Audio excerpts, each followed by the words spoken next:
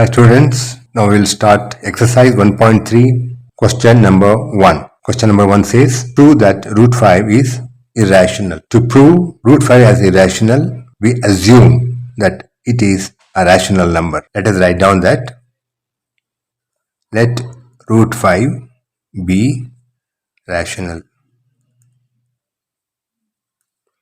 If it is rational, then it should agree that it is equal to a by b, where a and b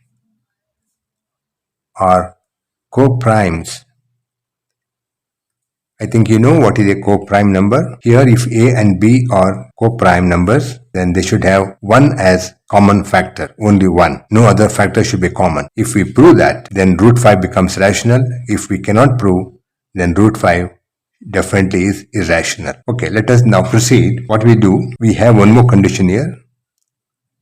B should not be equal to 0. If it is 0, then it is undefined. Now, we'll square both sides. Squaring both sides, that is root 5 whole square and a by b whole square. Root 5 whole square becomes 5, and here it is a square by b square. We transfer b square to the LHS. It becomes 5b square equals a square. This will mean that a square is divisible by 5. A square is divisible by 5. If a square can be divided by 5, then a also is divisible by 5. Now, in the next step, we will take a equal to 5 into c. This c is any integer. A is equal to 5c, where c is any integer. That is the next step. What we do now, we will substitute the value of a in this equation. By doing so, 5b square equals 5c whole square.